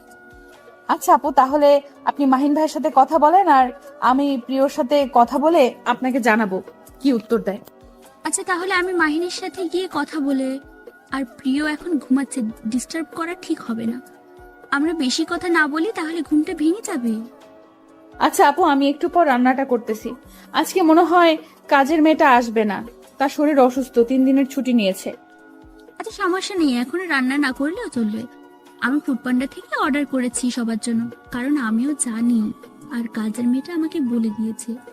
আপনার মতো বোন যদি প্রতিটা মেয়ে শ্বশুরবাড়িতে এসে পেত, তাহলে আজকে কোনো বউকে শ্বশুরবাড়িতে এসে নির্যাতিত হতে হতো না। পাগলি বোন কোথাকার, সবার মন মানসিকতা কি এক হয়? দেখো, আমি আমার মন মানসিকতা নিয়ে চলি, আর এই মন মানসিকতা তোমার পছন্দ হয়েছে। অনেক মানুষ বিভিন্ন ধরনের হয়। কিন্তু আপনার মতো মানুষ হয় না, কারণ আপনি আমাকে এত সুন্দরভাবে মেনে নিয়েছেন। আমি গরিব ঘরের একটা মেয়ে, আমাকে বুঝতেই দেন না যে আমার ফ্যামিলি কতটা গরিব। আর কোনোদিন যদি আমার মুখের সামনে এসব কথা বলেছো, তাহলে কিন্তু তোমার অবস্থা খারাপ করে দিব বলে দিচ্ছি। আর এসব বকবক শোনার সময় আমার কাছে নেই, আমি গেলাম। কথাটা বলে প্রিয়সী সেখান থেকে চলে গেল। আর প্রিয়সী চলে যাওয়ার কিছুক্ষণ পরে প্রিয়ের ঘুমটা ভেঙে গেল। আর চোখ দুটো মিটমিট করে খুলে প্রিয়ন্তীর দিকে মিষ্টি চাহনিতে তাকিয়ে রইল। আর দুজন দুজনের চোখেরই দিকে এক দৃষ্টিতে তাকিয়ে রইল। তারপর প্রিয় ইশারা করে প্রিয়ন্তীকে কাছে রাখলো। কাছে আসতে প্রিয় তার ঠোঁট দুটো দিকে প্রিয়ন্তীর কপালে আলতো স্পর্শ করে দিল। মুহূর্তের মাঝে প্রিয়ন্তীর গায়ে শিহরণ বয়ে গেল। প্রিয়ন্তীর মনে হচ্ছে এটাই ভালোবাসা, আর এই শিহরণটা সে সারা জীবন চায়। এই যে ভালোবাসার শিহরণ, এই শিহরণ কেউ কখনো ব্যাখ্যা করতে পারবে না। এটা শুধু কল্পনাতেই অনুভব করা যায়। এটার ব্যাখ্যা কোনো ভালোবাসার মানুষ দিতে পারবে না। এই শিহরণটা শুধু অনুভব করার মতো। তারপর প্রিয়ন্তী প্রিয়ের কপালে একটা ভালোবাসার পরশ চুম্বন এঁকে দিল। তারপর প্রিয় উঠে বসে পড়ল এবং প্রিয়ন্তীকে তার বুকে টেনে নিল। এখন কেমন লাগতেছে তোমার? মাথা ব্যথা কমেছে নাকি এখনো আছে? এখন ঠিক আছে। এখনো মাথাটা কেমন জানি ঝিম ধরেছে। একটু গোসল করবো। আর তুমি এখানে বসেছিলে এতক্ষণ? বসেছিলাম কোথায়, তোমাকে দেখতেছিলাম। জানো, তুমি ঘুমালে না অনেক সুন্দর লাগে, আর তোমার রাগান্বিত চেহারাটা একদম পরিবর্তন হয়, মিষ্টি একটা চেহারায় রূপান্তরিত হয়ে যায়। হইছে তোমার চাপাবাজি করা। এখন যাও, গিয়ে আমার জন্য একটা কফি বানিয়ে নিয়ে আসো। আমি গোসল করে নেই, না হলে মাথাটা কেমন জানি করবে। আচ্ছা, আর আপুকে আমি মেসেজ করে নিয়েছি। আপু এসেছিল আমাদের রুমে, আমি তখন আমাদের গ্রামে যাওয়ার কথা বলেছিলাম। তাহলে তো ভালোই হয়েছে। আপু কি ডিসিশন দিয়েছে, যাবে নাকি যাবে না? আপুর এই অবস্থায় না চাইতেও পারে। তাও তোমাকে কি বলেছে? আপু বলেছে তার কোনো সমস্যা নেই, যদি তোমার কোনো সমস্যা না থাকে। আর আপুর এই অবস্থায় একটু ঘোরাঘুরি করলে অনেক ভালো লাগবে, অনেক খারাপ মুহূর্তগুলো ভালো মুহূর্তে পরিবর্তন হয়ে যাবে। তাহলে তো ভালোই হয়েছে। আপু যেহেতু রাজি আছে, তাহলে আপুকে নিয়ে তোমরা আগে চলে যাও। আঙ্কেল সহ আমি আর দোলা ভাই হসপিটালে দেখি কতদূর কি করতে পারি। আমরা আগামীকাল আসবো। এটা বললে তো হবে না, আমরা সবাই একসাথে যাব, তাহলে অনেক মজা করতে পারবো। আর আমরা যখন 3 জন আলাদা যাব, তোমরা 2 জন আলাদা আসবে, সবার মন মেজাজ খারাপ থাকবে। প্লিজ তুমি এরকম কিছু করিও না। আচ্ছা লক্ষ্মীটি, তুমি যেটা বলবে সেটাই হবে। এখন সুন্দর করে একটা ভালোবাসার পরশ এঁকে দিয়ে তুমি আমার জন্য 1 কাপ কফি বানিয়ে নিয়ে আসো। আমি গোসলটা শেষ করে আসি। তোমার সব সময় দুষ্টুমি করতে ভালো লাগে, তাই না? আমার তো মনে হয় না। তুমি কি কখনো বিরক্ত হও আমার ছোঁয়া পেতে? তুমি সব সময় বাহানা খোঁজো। ও আচ্ছা, তাহলে তুমি যেহেতু আমাকে ভালোবাসতে দেবে না, আর তুমি আমাকে ভালোবাসা দিবে না, তাহলে আমি অন্য কোনো মেয়ের কাছে চলে যাচ্ছি। এই কথা বলার সাহস হলো কি করে তোমার? তোমাকে যে আমি কি করব আর কি বলবো এখন কিছু বলতেছি না। এখন যাও, গোসল করে আসো, আমি তোমার জন্য কফি বানিয়ে নিয়ে আসতেছি। আনরোমান্টিক কোথাকার। আনরোমান্টিক একটা বউ আমার কপালে এসে পড়েছে। একটু রোমান্টিক না। আমি কিন্তু আগেই বলেছিলাম আমাকে বিয়ে করে কখনো মজা পাবেন না। তাই বলছি, একটু ভেবেচিন্তে কথাগুলো বলবেন বা ডিসিশনটা নেন। আপনি তো বলেছিলেন যে কোনো সমস্যা হবে না, তাহলে আজকে আনরোমান্টিক বলতেছেন কাকে শুনি? আচ্ছা হইছে, এখন আর তোমার সাথে আমি ঝগড়া করতে পারবো না। তুমি এখন আমার জন্য 1 কাপ কফি বানিয়ে নিয়ে আসো, আমি এই ফাঁকে গোসলটা করে আসি। কথাটা বলে প্রিয় যখন বিছানা থেকে নেমে যাবে তখন হঠাৎ করে আচমকা প্রিয়ন্তী প্রিয়ের ঠোঁটে নিজের ঠোঁট দুটো আলতো করে ছুঁয়ে দিল।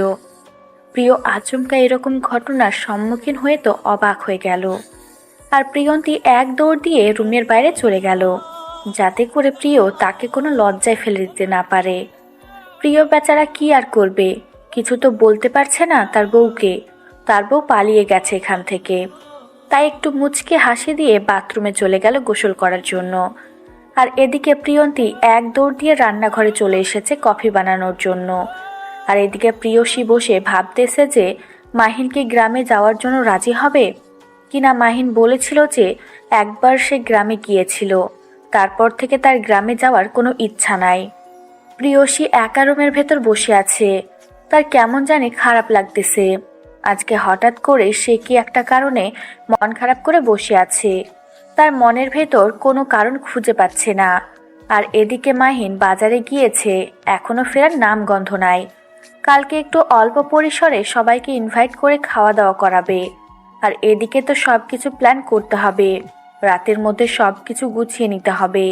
কিন্তু এখনো মাহিন বাজার থেকে ফিরতেছে না কেন, কিসের জন্য?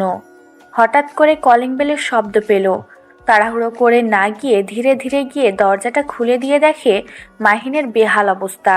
বাজার করতে করতে ঘামিয়ে গিয়েছে, কেমন জানি একটা অবস্থা হয়ে গিয়েছে, চেনা যাচ্ছে না। তারপর মাহিন তাড়াহুড়ো করে সব কিছু স্টোর রুমে রেখে দিয়ে দৌড়ে নিজের রুমে চলে আসলো। পিছনে পিছনে প্রিয়সী রুমের ভিতরে চলে আসলো। কি হয়েছে তোমার? এই অবস্থায় কিসের জন্য? আর এত সময় লাগে এইটুকু বাজার করতে? সে কথা তুমি আর বলিও না। আমি ভাবলাম যে দ্রুত যাব, দ্রুত ফেরত আসবো, কিন্তু সেখানে গিয়ে কয়েকজন ক্লায়েন্টের সাথে দেখা, তাদের সাথে একটু গল্প করতে লেট হয়ে গেছে। আর যখন বাজারে গেলাম, বাজারে গিয়ে দেখি বৃষ্টি পড়তেছে। তাহলে একটু অপেক্ষা করে তারপর বাজার করে নিয়ে বাসায় ফিরতে। আর আমাকে একবার ফোন করে বলে দিলে এত টেনশন হতো না। আর তুমি সেই গেলে আর এখন ফিরে আসলে। বাদ দাও এসব কথা, এসব নিয়ে কোনো কথা বলতে চাই না। আর আমি একটু ভিজিট করলাম যাতে করে বাইরে বেশ কথা হয় আর তোমার টেনশন কম হয়। হাত ধরো না, তোমার সাথে একটা কথা ছিল। আর কথাটা হচ্ছে যে প্রিয় এবং প্রিয়ন্তী হানিমুনে তো কোথাও গেল না। আজকে প্রিয়ন্তী আমার কাছে একটা আবদার করেছে, আমি তো সেটা না করতে পারি না। তাহলে মেনে নাও, কি বলেছে সেটা করো, বা কোথায় যেতে চায় সেটা ব্যবস্থা করো, দিচ্ছি, সমস্যা কি? যেহেতু তারা বিয়ের পর কোথাও যায়নি এখন পর্যন্ত। প্রিয় এবং প্রিয়ন্তী প্ল্যান করেছে তারা প্রিয়ন্তীর গ্রামটা ঘুরে দেখে আসবে। অনেক সুন্দর শস্য শ্যামলে ভরপুর একটা গ্রাম। আমি তো বলেছি যে আমি যাব, কিন্তু এখন যদি তুমি বলো না, তাহলে আমরা দুজন যাব না, ওরা গিয়ে ঘুরে আসবে। আচ্ছা, আমি এই বিষয় নিয়ে কোনো কথা বলতে চাই না, প্রিয়র সাথে কথা বলবো। যদি প্রিয় বলে যে ও যাবে তাহলে আমরা যাব, কোনো সমস্যা নেই। এখানে প্রিয় যেটা বলবে আমি সেটাতেই রাজি আছি। আচ্ছা যাও, এখন গিয়ে গোসলটা শেষ করে নাও, পরে এসব নিয়ে কথা বলা যাবে। আজকে এসব নিয়ে কথা বলার সময় না। কালকে একটা ছোট পরিসরে হলেও একটা আয়োজন হচ্ছে, এসব ঝামেলা শেষ করে তারপর এটা ভেবে দেখা যাবে। আচ্ছা, আমরা যেটা করতেছিলাম সেটা করি, এসব নিয়ে পরে টেনশন করব। তুমি এসব নিয়ে একদম টেনশন করবে না, তুমি আমাদের অনাগত বাবুকে নিয়ে টেনশন করো। তারপর প্রিয়সী কোনো কথা না বলে চুপচাপ বিছানায় গিয়ে শুয়ে পড়ল। আর এদিকে মাহিন গোসল করার জন্য বাথরুমে চলে গেল। প্রিয় মাত্র গোসল শেষ করে বাইরে বেরিয়ে এসেছে, আর টাওয়াল দিয়ে আয়নার সামনে দাঁড়িয়ে নিজের শরীরটা পরিষ্কার করতে যায়। এই সময় প্রিয়ন্তী রুমের ভেতর ঢুকে প্রিয়ের এই অবস্থা দেখে একটা চিৎকার দিয়ে হাতে থাকা কাপটা ফেলে দিল। কারণ প্রিয়ন্তী প্রিয়ের এরকম চেহারা, এরকম লুক এর আগে কখনো দেখেনি। এত ফিটনেস, আর হঠাৎ করে চিৎকার শুনে তো প্রিয় পিছনে তাকিয়ে দেখে প্রিয়ন্তী চোখ বন্ধ করে দাঁড়িয়ে আছে, আর নিজের হাত দুটো চোখের উপর দিয়ে দাঁড়িয়ে আছে। প্রিয় বুঝতে পেরে গেল তার এমন অবস্থা হওয়ার কারণ কি। আর প্রিয় নিচের দিকে তাকিয়ে দেখে তার কফি মাটিতে গড়াগড়ি খাচ্ছে। কি আর করার, বউয়ের হাতের কফি খাওয়া হলো না তার ভাগ্যে। তারপর প্রিয় ধীরে ধীরে প্রিয়ন্তীর কাছে চলে আসলো। এসে প্রিয়ন্তীর দুই বাহুতে দুই হাত রাখলো প্রিয়। আর তখন প্রিয়ন্তীর মনের ভিতর কেমন জানি অচেনা একটা অদ্ভুত অনুভূতি কাজ করতেছিল। তার শক্তিটা কেমন জানি লোপ পাচ্ছে, আর তার যে নিঃশ্বাস সেটা অনেক দ্রুত ভারী হয়ে যাচ্ছে। স্বাভাবিকভাবে নিঃশ্বাস নিতে পারতেছে না। তার হার্টবিট কেমন জানি থেমে যাচ্ছে। আর প্রিয়ন্তীর চোখ খোলা তো দূরের কথা, নিঃশ্বাস নিবে সেই নিঃশ্বাসটা পর্যন্ত ভালো মতো নিতে পারতেছে না। আর প্রিয়ের নিঃশ্বাস তার মুখের উপর পড়তেছে। কেমন জানি একটা অদ্ভুত অনুভূতি কাজ করতেছে প্রিয়ন্তীর মনের ভেতর। আর প্রিয়ন্তীর ইচ্ছে করতেছে এখান থেকে দূরে কোথাও চলে যেতে একটা দৌড় দিয়ে, কিন্তু কোনো এক অজানা বাধায় সে আবদ্ধ হয়ে সেখানেই দাঁড়িয়ে আছে। চাইলেও সে সেখান থেকে এক পা কোথাও যেতে পারতেছে না। প্রিয়ন্তী শেষ পর্যন্ত নিজেকে ধরে রাখতে পারল না, গাটা এলিয়ে দিল প্রিয়ের বুকে। কি হলো, তুমি ঠিক আছো তো? এই প্রিয়ন্তী, এই মায়াবতী, কি হলো? আমি নিঃশ্বাস নিতে পারতেছি না, আমার হার্টবিট কাজ করতেছে না, আমি চোখ খুলে তোমাকে দেখতে পারতেছি না। এটি কি হয় আমার সাথে? আরে পাগলি, এটা কোনো ব্যাপার না, সব ঠিক হয়ে যাবে। তুমি তাকাও আমার দিকে, দেখো, সাহস করো, আর আমার দিকে সুন্দর করে তাকাও, সব ঠিক হয়ে যাবে। আমি পারতেছি না, আমার কেমন যেন দম বন্ধ হয়ে যাচ্ছে, আমার হার্টবিট ঠিক মতো চলতেছে না। তোমাকে দেখে আমার এরকম কেন হয় বলো প্লিজ? তোমার প্রতিটা স্পর্শে আমার মনের ভেতর শিহরণ বয়ে যায়। আরে বাকি সবকিছু ঠিকঠাক হয়ে যাবে। তুমি এখন আমার কফি কোথায়? কি করলে? আমি যে কফি খেতে চাইলাম আমার বউয়ের হাতের, সেই কফি কোথায়? সত্যি তুমি আমাকে কখনো ছেড়ে যাবে না তো? তুমি যদি আমাকে কখনো ছেড়ে যাও, সত্যি আমি মরে যাব। আমার ইচ্ছে করতেছে তোমাকে সারা জীবন বুকের ভেতর ধরে রাখি। আমার ইচ্ছে করতেছে যদি পারতাম আমি তোমার মাঝে হারিয়ে যেতাম। প্রিয় খুব ভালো করে বুঝতে পারলো প্রিয়ন্তীর মনের ভিতর কোনো কিছু চলতেছে। তাই প্রিয়ন্তীকে কোলে তুলে নিয়ে গিয়ে বিছানার উপর বসিয়ে দিল। আর প্রিয়ন্তীর কোলে মাথা রেখে নিচে বসে পড়ল। তখন প্রিয়ন্তী চোখ খুলে প্রিয়ের দিকে তাকিয়ে রইল অবাক দৃষ্টিতে। কি সুদর্শন একটা চেহারা! এখন প্রিয়ন্তী বুঝতে পারতেছে এমনিতেই তো আর এত মেয়ে তার স্বামীর উপর ক্রাশ খাইতো না। এখন সে খুব ভালোভাবে বুঝতে পারতেছে যে কোনো মেয়ে তার স্বামীকে দেখলে দুর্বল হয়ে যাবে, এটাই স্বাভাবিক। কিন্তু এই ছেলেটা আজকে তার স্বামী, আর এই ছেলেটা নাকি তাকে পাগলের মতো ভালোবাসে। প্রিয়ন্তী বুঝতে পারতেছে না তার মাঝে কি এমন আছে যার জন্য প্রিয় তার ভালোবাসায় পাগল। দেখো, এরকম করলে তো আর হবে না। আমিও তোমাকে ভালোবাসি। বলো তো, তোমার চোখ, তোমার পুরো মুখ সাক্ষী দিচ্ছে তুমি আমাকে কতটা ভালোবাসো। দেখো, আর বলে বোঝাতে পারবো না যে কি পরিমাণ ভালোবেসে ফেলেছি আপনাকে। আর হ্যাঁ, আমি জানি না কেন এরকম হয় মাঝে মাঝে। আপনার স্পর্শগুলো আমাকে এতটাই কষ্ট দেয়, মনে হচ্ছে যে এইভাবে এটাই আমার শেষ পাওয়া আপনার থেকে। তোমাকে একটা কথা বলি, তোমার মতো করে কেউ আমাকে ভালোবাসেনি। তোমাকে সবসময় বলেছি সবাই আমার কাছে এসেছিল টাকার জন্য, আর আমি না বুঝে তাদের মিথ্যা ভালোবাসায় আবদ্ধ হয়ে গিয়েছিলাম সত্যি ভেবে। কিন্তু সত্যিকারের ভালোবাসাটা আজকে আমি বুঝতে পারতেছি। আচ্ছা, এখন আমি আপনার জন্য আরেকটা কফি বানিয়ে নিয়ে আসি। ভুলবশত হাত থেকে পড়ে গিয়ে ভেঙে গিয়েছে, প্লিজ রাগ করবেন না। এখন আবার আপনি হয়ে গেলাম? কত সুন্দর করে তুমি করে বলতেছিল, আর হঠাৎ করে তোমার কি জানি হয়ে যায়। তুমি সবকিছু গোলমাল বাঁধিয়ে দাও। আমি যখন যেটা খুশি সেটা বলেই আপনাকে তখন সম্বোধন করব। আপনার তাতে কোনো সমস্যা আছে শুনি? আমার আবার কোনো সমস্যা থাকবে কিসের জন্য? তোমার যা খুশি তাই বলে তুমি আমাকে সম্বোধন করতে পারো, প্রিয় মায়াবতী। আচ্ছা, আপনি এখানে থাকেন, আমি এক কাপ কফি বানিয়ে নিয়ে আসতেছি। পানি গরম আছে, বেশিক্ষণ সময় লাগবে না। এখন আর কফি বানাতে হবে না, তুমি রেডি হও, আজকে বাইরে যাব, সন্ধ্যার পর বাসায় ফিরবো। আর কোনো কথা চলবে না। সত্যি তোমাদের গ্রামের রূপ সৌন্দর্য অনেক সুন্দর, অনেক মনোমুগ্ধকর। এখানে না আসলে বুঝতেই পারতাম না যে এত সুন্দর হয়। আপনাকে বলেছিলাম না গ্রাম অনেক সুন্দর হয়, সব সময় প্রকৃতির সাথে মিশে যাওয়া যায়। আমার শহরটা কেমন যেন যানজট মনে হয় আমার কাছে। কিন্তু কিছু করার থাকে না। জীবনে ভালো কিছু করতে চাইলে শহরে গিয়ে থাকতে হয়। গ্রামে থেকে কোনো কিছু করা সম্ভব না, সেটা তোমাকে মানতে হবে। আমি তো বলতেছি না যে শহর খারাপ, আমি বলতেছি গ্রামটা মনোমুগ্ধকর, আর গ্রামের প্রকৃতি অসাধারণ। এটাই বলছি, গ্রামের রূপ সম্পর্কে কথা বলছি, আমি কম্পেয়ার করতেছি না। তোমার কথায় যুক্তি আছে। এখন বাসায় ফিরতে হবে, আর তুমি চাইলে এখানে থাকতে পারো, কিছুদিন পর শহরে আসতে পারো, কোনো সমস্যা নেই। আমি এখানে একা থেকে কি করব? সবাই শহরে চলে যাবে, আমি এখানে একা থাকতে পারবো? আর কয়েকদিন ঘুরলাম, সবার সাথে বের হলাম, দেখা করলাম, কারো সাথে তো দেখা করার নেই। তাহলে এখানে থেকে কি করব? এ তো তোমার জন্মস্থান, তোমার একটা জন্মভূমি। তুমি এখানে কিছুদিন থাকলে তোমার ভালো লাগবে, কারণ শহরটা যেহেতু তোমার কাছে যানজট মনে হয়, তোমার মন জুড়িয়ে তুমি শহরে আসিও। আমাকে এভাবে বলতেছো? বুঝতে পারতেছি না। এখন বলতেছো যে আমার যেটা করার ইচ্ছা সেটাই করতে পারবো, বাট তুমি আমাকে জোর করে নিয়ে যাওয়ার চেষ্টাই করতেছো না। ব্যাপার কি? এখন আমি বুঝতে পারতেছি তুমি এই কথাটার উল্টো মানে বের করে ফেলছো। আমি আর কখনো এমন কথা বলবো না, মাফ করে দাও। তাও রাগ করিও না। এখন চলো, চলে যাই। সবাই গাড়িতে আমার জন্য অপেক্ষা করতেছে। কথাটা যেন মাথায় থাকে, আর কখনো যদি এভাবে কথা বলছো তাহলে সত্যি সত্যি চলে যেও, আর কখনো ফিরে আসবে না। কথাটা মাথায় রেখো। আর বললাম তো, আর কখনো এরকম হবে না। সবাই আমাদের জন্য অপেক্ষা করতেছে, আর আমরা এখানে এখনো দাঁড়িয়ে আছি। সবাই কি ভাববে যে আমাদের কথা শেষ হচ্ছে না, আর আমি তো বাড়িতে গিয়ে কথা বলতে পারবো। তারপর প্রিয়াঙ্কার কোন কথা বলে। প্রিয়া প্রিয়ন্তী দুজনে একসাথে গিয়ে গাড়িতে উঠে বসলো। প্রিয় এর মাথায় অনেক টেনশন।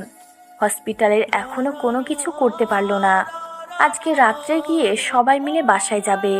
কি হয় না হয়, তাদের কি আবদার, তারা হসপিটাল ফেরত দিবে কি দিবে না, এসব নিয়ে কথা বলবো সবার সাথে আজকে। আর মাহিনও অনেক টেনশনে আছে। এই খবর এখন পর্যন্ত প্রিয়সী জানে না। আর মাহিন এবং প্রিয় এই দুজন ব্যতীত আর যারা এসব চক্রান্ত করে হসপিটাল নিজেদের করে নিয়েছে তারা ব্যতীত কেউ জানে না এই খবরটা। মাহিন এবং প্রিয় দুজন দুজনের দিকে তাকিয়ে চোখে চোখে ইশারা করতেছে।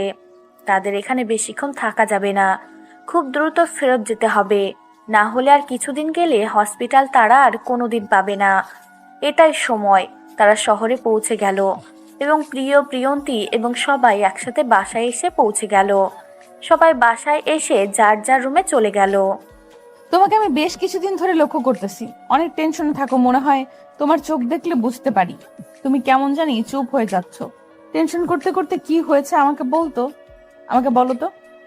সেদিন তোমাকে বললাম হসপিটালটা আমাদের সবার কাছ থেকে দূরে চলে যাচ্ছে, দিন দিন হাতের নাগালে আনতে পারতেছি না। আচ্ছা, এটা নিয়ে এত টেনশনে আছো তুমি? একটা কাজ করো, তুমি পুলিশের কাছে যাও আর তাদেরকে সবকিছু খুলে বলো। তোমার ডকুমেন্টস যেগুলো আছে সেগুলো দেখাও। এসব করতে গেলে আপু সবকিছু জেনে যাবে, আর টেনশন করে সব কিছু শেষ করে ফেলবে। নিজের অস্তিত্ব বলে কিছু থাকবে না, তাই আমি এটা আপুকে জানাতে চাচ্ছি না। আচ্ছা, তাহলে তোমার যেটা ভালো মনে হয় সেটা করো। আমি বলবো না তুমি এইটা করো ওইটা করো, কারণ আমি এই সম্পর্কে কিছু জানি না। শহরের মানুষেরা আমার জানা মতে অনেক খারাপ হয়। তুমি দেখে শুনে কাজ করো, কারো যেন কোনো ক্ষতি না হয়, তাহলে আমি বেঁচে থাকতে পারবো না, তাতে পুরো পরিবার শেষ। আমাকে নিয়ে টেনশন করো না, সবকিছু ঠিক হয়ে যাবে। আর আমি একসাথে যাচ্ছি না, দুলাভাই সহ যাচ্ছি। আর আজকে রাতে বাসায় যদি না ফিরি তো বলবা যে আমরা হসপিটালের ব্যস্ততায় আজকে বাসায় ফিরতে পারবো না। তোমাকে ফোন করে জানিয়ে দিয়েছি। আমিও যাবো তোমার সাথে, আমি তোমাকে একা ছেড়ে দিতে পারি না। আর তুমি আজকে বাসায় ফিরবে না। কিসের জন্য?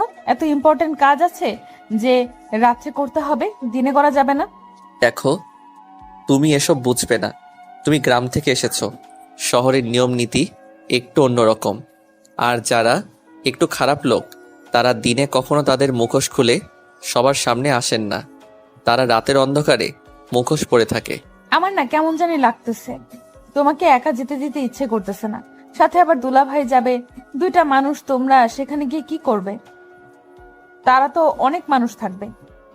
দেখো, তারা আমাদের কিছু করতে পারবে না। আর যখন আমি তোমাকে সঙ্গে করে নিয়ে যাব তখন তারা আমাদের একটা দুর্বল জায়গা পাবে। আর তোমাকে যদি তারা জিম্মি করে তাহলে তো তারা যেটা বলবে সেটাই আমাকে আবারও শুনতে হবে। প্লিজ, তুমি এরকম কোনো বাহানা করিও না। তুমি বাসায় থাকো, আপুকে দেখাশোনা করো। আমি যাব, সকালের মধ্যে ফিরে আসব, সবকিছু ঠিকঠাক করেই ফিরবো। তাহলে দেখে শুনে যাও। আর শোনো, নিজের একটা যত্ন নিও, কারণ বলা যায় না। আর দেখে শুনে কথা বলবা, যেটাই করবা সবকিছু আগে প্ল্যান করে রাখবা, তারপর সেই কাজ করবা, তার আগে কিছু করিও না। Other side. মাথা চুলকাতে হবে প্রিয়, আমাকে ফোন দিচ্ছে। আর তো কোনো কাজ আছে, তুমি থাকো। আর না হলে আমি প্রিয়ন্তীকে বলতেছি তোমরা দুজন আজকে একসাথে থাকবে। কেন তোমরা রাতে বাসায় ফিরবে না? দুজনে সারা রাত হসপিটালে কি করবে? আর হঠাৎ করে এরকম প্ল্যান মানে বুঝলাম না। তুমি না তখন আমাকে বললা সব কিছু ঠিকঠাক আছে আর রাত্রে কোথাও যাবে না? দেখো প্রিয়, আমাকে ডাকতেছে, আমি না করতে পারবো না, তাই না? আর তাকে তো একা হসপিটালে রেখে আমি বাসায় থাকতে পারবো না। আর একটা রাতের ব্যাপার, সমস্যা হওয়ার কথা না। আমরা সকালেই ফিরে আসবো। কি আর বলবো আমি, যেহেতু দুজনে যাচ্ছ দেখে শুনে যাইও। আর হসপিটালে তো এখন একটু মনে হচ্ছে ঝামেলা চলতেছে। আমাদের কাছ থেকে কিছু লুকিয়ে রাখতেছো তোমরা দুজন?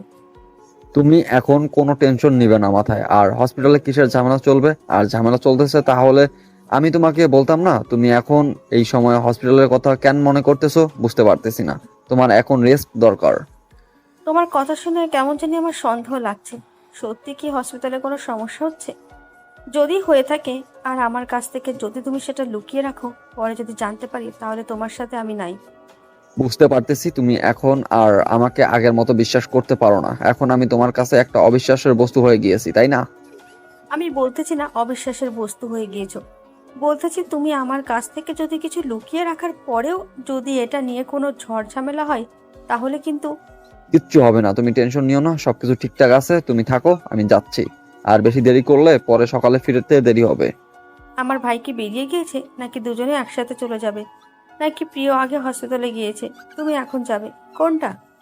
প্রিয় আমার জন্য গাড়িতে অপেক্ষা করতেছে। আমরা দুজন একসাথে যাচ্ছি, একসাথেই ফিরে আসবো। কোনো টেনশন নিও না।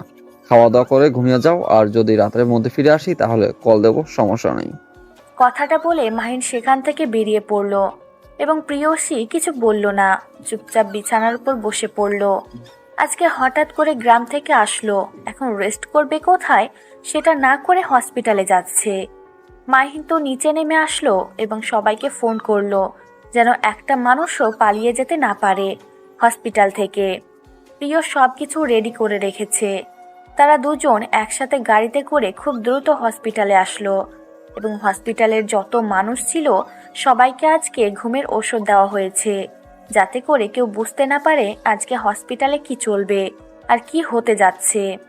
তারপর বাইরে থেকে সবকিছু বন্ধ করে দেওয়া হলো আর বাইরের সিকিউরিটি গার্ডকে বলা হলো আজকে হসপিটালের সব ডক্টর একটু ব্যস্ত আছে, তার জন্য হসপিটালে আজকে কোনো রোগী নেওয়া হবে না। তারপর প্রিয় এবং মাহিন তাদের মিটিং রুমে বসলো আর সবাইকে খবর দিল যেন মিটিং রুমে চলে আসে। তারপর সবাই মিটিং রুমে উপস্থিত হলো, কিন্তু এখন যারা এই হসপিটালটাকে নিজেদের করে নিয়েছে তারা কেউ সেখানে উপস্থিত হলো না। তারা আলাদাভাবে একটা মিটিং বসিয়ে দিয়েছে। তারপর প্রিয় সবাইকে সবকিছু খুলে বলে দিল। হসপিটালে যত স্টাফ আছে, একজন কর্মচারী থেকে শুরু করে একজন ডক্টর পর্যন্ত, সবাইকে এই মিটিংয়ে উপস্থিত করানো হয়েছে। তারপর সবাইকে সবকিছু খুলে বলে দিল আর সবাই সত্যিটা জানার পর অনেক অবাক হয়ে গেল যে তারা এতদিন এই ঘটনা সম্পর্কে কিছুই জানতে পারল না। তারপর প্রিয় বলল তার কাছ থেকে কিভাবে তারা হসপিটালটা নিজেদের করে নিয়েছে আর তাকে কিভাবে বোকা বানিয়েছে। সবাইকে বলে দিল যদি কেউ কিছু বলে, তাদের সম্পর্কে জেনে থাকে বা তাদের কোনো কথা কেউ শুনে থাকে, যদি এখন তাকে কেউ ইনফরমেশন দেয় তার প্রমোশন হবে এবং স্যালারি দ্বিগুণ হবে। কিন্তু সেখানে উপস্থিত থাকা কেউ কোনো কথা বলতে চাইল না, কারণ তারা কেউ কিছু জানে না। হঠাৎ করে একজন কর্মচারী দৌড়ে এসে মিটিংয়ে উপস্থিত হলো। সবাই তার দিকে তাকিয়ে রইল। কর্মচারীটা অনেক হাঁপিয়ে গিয়েছে, যার জন্য কথা স্পষ্টভাবে বলতে পারতেছে না। সবাই তাকে সাইড দিল। কর্মচারী দৌড়ে এসে প্রিয় ভাইয়ের পাশে দাঁড়িয়ে পড়ল। স্যার, বড় সাহেবরা আপনাকে আর মাইন স্যারকে মেরে ফেলার জন্য প্ল্যান করতেছে। আপনারা প্লিজ এখান থেকে দ্রুত চলে যান। তারা কিছু খারাপ মানুষ টাকা দিয়ে কিনে নিয়েছে। তারা একটু পর হসপিটালে প্রবেশ করবে আর আপনাদেরকে মেরে ফেলবে। আপনারা প্লিজ এখান থেকে চলে যান। আপনি একদম টেনশন করবেন না, কিচ্ছু হবে না।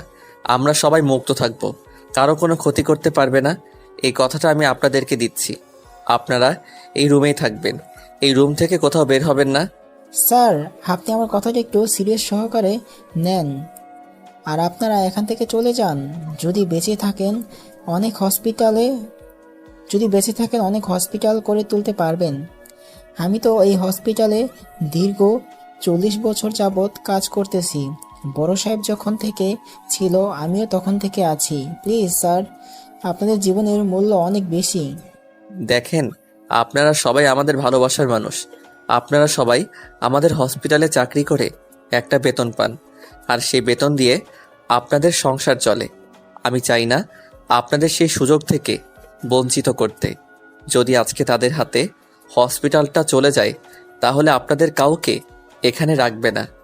তাহলে এখন আমাদের উপায়? আমরা তো মরেই যাব, আর আমাকে কে চাকরি দেবে? প্লিজ একটা কিছু করেন যাতে করে আমার সংসারটা মরে না যায়। সবাইকে আমি দুবেলা মুঠো ভাত যেন খাওয়াতে পারি।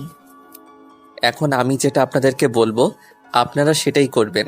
সব কিছু স্বাভাবিক রাখবেন, সব কিছু স্বাভাবিকভাবে চলবে। আর কে আসে আমাকে মারার জন্য সেটা আমি দেখে নেব। আর আমরা আজকে রাতের মধ্যেই ওদেরকে এই দুনিয়া থেকে বিদায় করে দেব। আর এই কথাটা কেউ কাউকে বলবেন না। আর যদি বলেন তার বিপদ হবে। আপনারা তো আমাকে ভালো করেই চেনেন না। প্রিয়, এমন কিছু করা যাবে না যার জন্য অনেকের ক্ষতি হয়ে যায়, আর আমাদের সবকিছু বুঝে শুনে করতে হবে। আমি সব কিছু প্ল্যান করে রাখছি। আর আমাদের যে ছেলেগুলো আছে সবাই এখনো পর্যন্ত হসপিটালের চারদিকে ছড়িয়ে ছিটিয়ে আছে। কেউ আসলে সে জীবিত ফিরে যেতে পারবে না। সেগুলো যখন পুলিশের কাছে জানাজানি হয়ে যাবে তখন তো কেলেঙ্কারি হয়ে যাবে, আর আমরা তো অনেক বড় দোষী হয়ে যাব। আমরা এটা না করে আইনের আশ্রয় নিতে পারি, কিন্তু কোনো কিছু আপনার হবে না, সব কিছু আমি দেখে নেব। এখন 4 থেকে 5টা মানুষের জন্য বাকি সবার যে অবস্থা খারাপ হয়ে যাবে, আর কেউ তো মনে হয় খেতেও পারবে না। আমি তো সবাইরে চিনি। তাহলে তোমার যেটা ভালো মনে হয় সেটাই করো। আমি তোমাকে এখানে বাধা দেব না। যা করবি দেখে শুনে, নির্দোষ মানুষের জন্য কোনো ক্ষতি না হয়। আচ্ছা, আমি এখন বাইরে আছি, সবাই এই রুমে থাকবে, এই অবস্থান থেকে বের হবে না। আমি যতক্ষণ না ফোন বের করে বাহিরে আসতে বলবো। আমি কি করে থাকবো? তোমার মাথা ঠিক আছে? আমি তোমাকে একা ছেড়ে দিয়ে যদি তোমার কোনো কিছু হয়ে যায়, তোমার আপুকে আমি কি জবাব দেব? আর তোমার আপু কি আমাকে মাফ করবে কখনো? একসাথে 4টা জীবন নষ্ট হয়ে যাবে তাহলে। আপনাকে এখানে থাকতে হবে, কারণ আপনার এখানে দরকার আছে। আর এতগুলো মানুষের সেফটি আপনাকে দিতে হবে এখান থেকে। আমি বাইরেরটা দেখে নিব।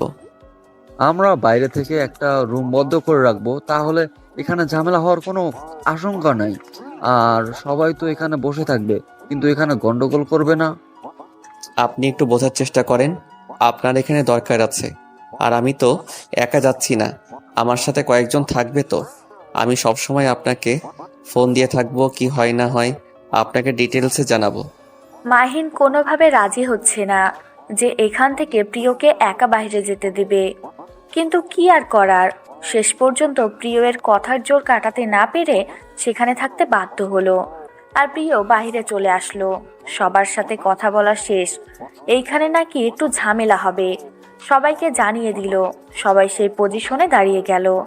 আর এদিকে তার পিছে গুপ্ত মিটিং করছিল। সেই রুমে প্রিয় একা গিয়ে উপস্থিত হলো। প্রিয়কে সেখানে উপস্থিত হতে দেখে সবাই অবাক হয়ে প্রিয়ের দিকে তাকিয়ে রইল। সবাই কেমন যেন আক্রমণাত্মক দৃষ্টিতে প্রিয়র দিকে তাকিয়ে রইল। কি সেখানে কেউ কিছু বুঝে ওঠার আগেই কয়েকজন পুলিশ সেখানে উপস্থিত হলো। সেগুলো মোটেও আসল পুলিশ ছিল না, সবগুলো নকল পুলিশ ছিল। আর যাদেরকে প্রিয় নিয়ে এসেছে সবাই পুলিশকে দেখে তো অনেক ভয় পেয়ে গেল।